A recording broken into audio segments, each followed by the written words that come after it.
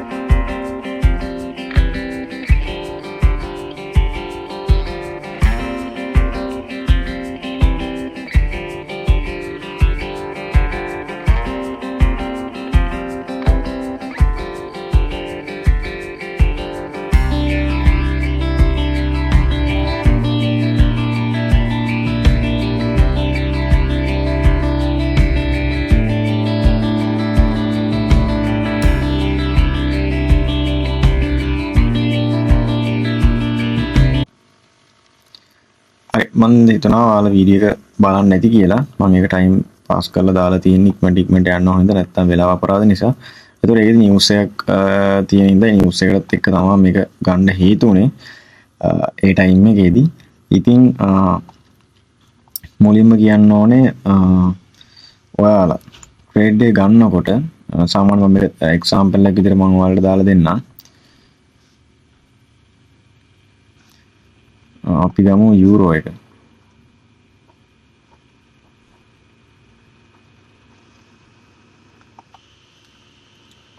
Euro USD එක මම ඔයාලට පෙන්නන්නම්.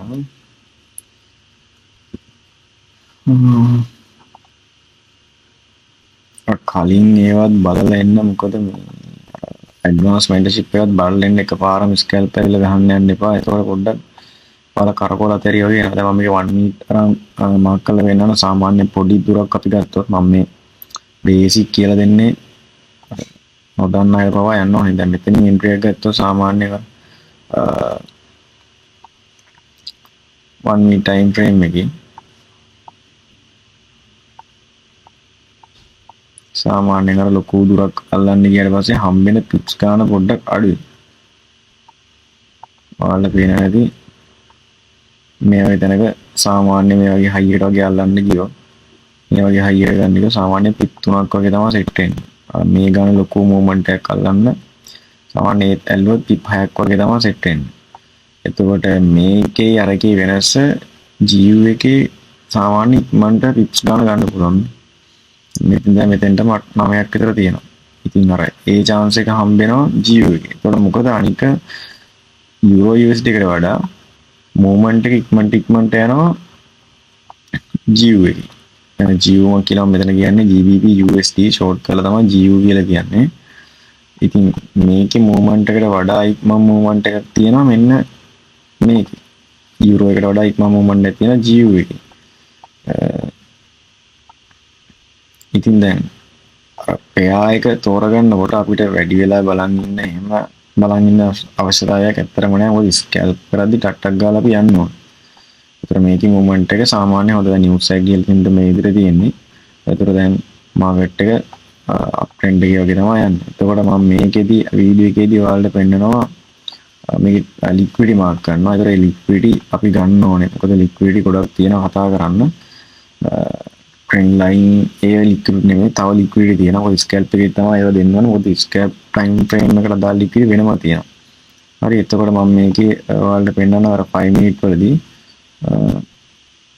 මම මෙතනින් අර ට්‍රෙන්ඩ් ලයින් ගහලා ඔයාලට පෙන්නනවා. ඉතින් අර දැන් උඩට තමයි කඩන්න තියෙන්නේ ට්‍රෙන්ඩ් ලයින් ලික්විඩ්. මොකද මෙහි ලික්විඩ් එක අරන් තියෙන්නේ. මම මේ විදිහට මාක් කරනවා මේ වීඩියෝ එකේදී මම වොයිස් මුකුත් දීලා නැහැ. ඒතර මෙතනදී මේ ලික්විඩ් එක හන් කරා. ගන්න දේ මේ ටික. ඉතින් මේ ටිකත් තරම් නිවුස් ටයිම් එකේදී ලස්සන උඩ ගියා. මේ වික්ස් වල තියෙන ලික්විඩ් එකත් ඔක්කොම අරගෙන.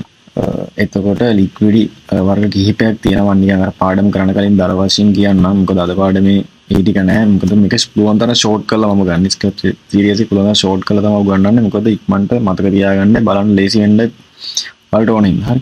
ඒතර මේජර් ලික්විඩ් තියෙනවා, මීඩියම් ලික්විඩ් තියෙනවා, මයිනර් ලික්විඩ් තියෙනවා. අපි ඒ අතරින් ගන්න ලික්විඩ් වර්ගයක් තියෙනවා ස්කැල්ප් වලට. ඉතින් ඒව ගැන කතා කරන්න ඕනේ අපි ලික්විඩ් වලදී. ලික්විඩ් මාරු වෙන හැටි ඒව කොහොමද ට්‍රාන්ස්ෆර් වෙන්නේ කියලා එකත් ඒ ටික සම්පූර්ණ කතා කරන්න ඕනේ. මේක වෙනම කතා කරනවා ලික්විඩ් වෙනම සීරීස් එකක්. ඔයාලට පුළුවන් වුණොත් මම PDF එකක් හදලා දෙන්නම්. හැමෝටම නෝට් එකක් දාගන්න පුළුවන් විදිහට. ඉතින් අද කතා කරේ මොකද්ද ගන්න පෙයා එක.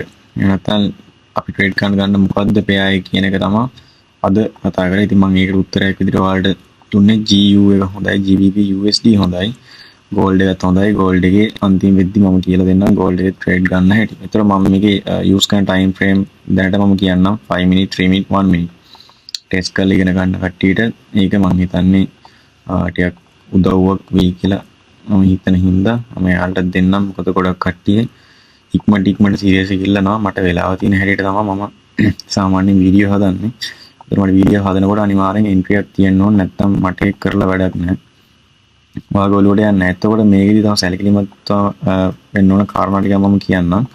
ඒතර මෙච්චර වෙලාවෙදි මාකට් ස්ට්‍රක්චර් එක කතා කරනවා, ඒ ඔක්කොම කතා කරනවා. ඒතර මේ ඉස්සරලා ඩවුන් ට්‍රෙන්ඩ් ඇවිල්ලා තියෙනවා. හරි ඩවුන් ට්‍රෙන්ඩ් ආවට පස්සේ මෙතනින් මේ මාකට් එක කන්ට්‍රෝල් වෙලා තියෙනවා අප් එකට. ඉතින් මේ කන්ට්‍රෝල් වෙන කලින් මෙතනින් එන්ට්‍රි මම ගන්නවා. මේ වීඩියෝ එක වලට පේනවා. හරි. ඒතර එහෙම ගන්න මූලික ඉන්ෆර්මේෂන් මෙතන දීලා තියෙනවා. එතකොට මේ ස්කැප් වල තියෙන විශේෂත්වය තමයි මෙන්න මේ වගේ තැන්වලදී මම මේ ඇඳලා පෙන්නන්නම් ඔයාලට. මෙන්න මේ වගේ තැන්. ඒතර අපි කෙලින්ම මේ ලෙවල් බලන් ඉන්නේ නැහැ. මේ වගේ තැන් වලින් අපි ටක් ගාලා මාකට් එක අල්ලන්න ඕනේ ස්කැල්ප් වල. අනිත් එක තමයි ප්‍රධාන කාරණේම SL එක. සාමාන්‍යයෙන් ටිකක් වැඩිපුර තියන්න ඕනේ. ඉතින් මාත් වැඩිපුර දෙන ජලාවට ගෑවි නොගෑවි තමයි මාකට් එක අරන් තියෙන්නේ. ඉතින් මේ අර පොඩි ටිප්ස් කොච්චර අපි කරත් වැඩක් නැහැ. ඔයාගේ ස්ප්‍රෙඩ් එකත් එක්ක බලලා ඒක අපි අනිවාර්යෙන් තියන්න ඕනේ. මාකට් එක ලාවට මෙතෙන්ට ඇවිල්ලා තමයි ගිහිල්ලා තියෙන්නේ. අර ස්ප්‍රෙඩ් එකට අපි සාමාන්‍යයෙන් ටිකක් කැල්කියුලේට් කරලා තියන්න ඕනේ. සාමාන්‍ය මෙතන මම තියෙන පිප් 3.2ක්. සාමාන්‍යයෙන් ඉතින් මේක පිප් 4ක් කරගත්ත 3.5ක් වගේ දාගත්තත් අවුලක් නැහැ වෙලාව හැටියට. ඒතර මේකෙදි ස්කැල්ප් සීරීස් එකේදී ඔයාගේ පිප්ස් ගන්න සාමාන්‍යයෙන් උඩරේ මැක්සිමම් යන්න පුළුවන් පිප් 5යි. ඉතින් යාට අපි ස්කැල්ප් වල සාමාන්‍යයෙන් පිප් ලොකුවට රිස්ක් කරන්නේ නැහැ. ඒක මම දාගත්තු කන්ඩිෂන් එකක්. ඔයාට උනත් ඒක ඇප්ලයි කරන්න පුළුවන්. මොකද ඒක ඇත්තටම හොඳයි. ඉතින් මම කතා කරන්නම් ටිකක් මේ එන්ට්‍රි පොයින්ට් එක කතා කරන්නම්. ඒතකොට අපි ටාගට්ස් ගැන කතා කරලා ඉස්සරහට පාඩම ලේසි වෙන්න ඕන හින්දා තමයි මම මේකට අටක් දාලා කියන්නේ. ඒතර අපි ටාගට්ස් ගැන කතා කරොත් අපි ටාගට් විදිහට ගන්න මේකේ මෙන්න එන ට්‍රෙන්ඩ් එකේ මේ උදාහරණ අනුව නම් මේ ට්‍රෙන්ඩ් එකේ හයිස් තමයි ටාගට් විදිහට ගන්න. ඒතර මේ හයි එක සහ මේ හයි එක. ඉතින් ඔය විදිහට තමයි අපි ටාගට්ස් ගන්නෙ. මෙන්න මේ ස්කැල්ප්ස් වලදී ගොඩක් වෙලාවට අර මයින එකේ හැදෙන මයින highs and lows තමයි අපේ ටාගට් විදිහට යන්න ඕනේ. ඒතකොට maximum 1 to 2 or 1 to 3 RR එක තමයි අපි මේකේ ට්‍රේඩ් ගන්න ඕනේ. ඒක අපි සැලකිලිමත් වෙන්න ඕන දෙයක්. මම හිතනවා මේ ටික පැහැදිලි ඇති කියලා. දුස්කන් ටයිම් ෆ්‍රේම් එකත් මම කියන්නම්. නැවත මතක් කරනවා 1 minute 3 minute 5 minute. ඒකෙන් ගොඩාක්ම ඉන්න ඕනේ 3 minutes සහ 1 minute කියන එක අතර. ඉඳලා තමයි ට්‍රේඩ් ගන්න ඕනේ. ඒක ලොකුවට මේකේ ස්කැල්ප් ට්‍රේඩ් කරනවා නම් 15 minutes 30 minutes බලන්න එපා. ඒ වැඩක් නැහැ. අපිට 5 minutes 3 minutes 1 minute තමයි බලන්න ඕනේ. මම හිතනවා මේක ගොඩක් يعني වෙබ්ස් වලට යන කට්ටියට එතකොට තව වැඩ කරන කට්ටියට ඉක්මනට දවස් ට්‍රේඩ් එකක් ගන්න ඕන නම් මේක වටී කියලා හිතනවා. ඉතින් මම හිතනවා ඔයාලට මේක හොඳට ඔළුවට යන්නේ නැති කියලා. අපි ඊළඟ වීඩියෝ එකේදී හම්බෙමු. තව ටිකක් කතා කරන්න දේවල් ටිකක් තියෙනවා. අර කොහොම එකට දාගන්න නැතුව චුට්ට වීඩියෝ ටික දාමු. මාත් ළඟ වීඩියෝ ටික දෙන්න. ඒතර දවසේ මම ටිකක් අර පාඩම් දෙකක් වගේ ඔයාලට ඇල්ලුවා. ටයිම් ෆ්‍රේම් එකක් කිව්වා. එතකොට අපිට ඊළඟට කතා කරන්න තියෙන්නේ ටයිම් ෆ්‍රේම් එක මෙතනදීම කතා කරා. එතකොට අපි මාකට් ස්ට්‍රක්චර් එක රිමයින්ඩ් එකක් දාලා ආයෙ නැවත මතකය අලුත් කරගෙන ඇඩ්වාන්ස් එකේ තියෙන ටිකක් චුට්ටක් මතක් කරා. ප්‍රීමියම් and ඩිස්කවුන්ට් තියරි එකත් කතා කරමු. එතකොට ප්‍රීමියම් and ඩිස්කවුන්ට් තියරි එක පොඩ්ඩක් බරට කරන්න හදනවා මේ පාර. චුට්ටක් විතර ඇඩ්වාන්ස් කරලා අපි ඒකත් කතා කරමු. එහෙනම් අලුත් වීඩියෝ එකකින් හම්බෙමු. හැමෝටම සුබ දවසක්.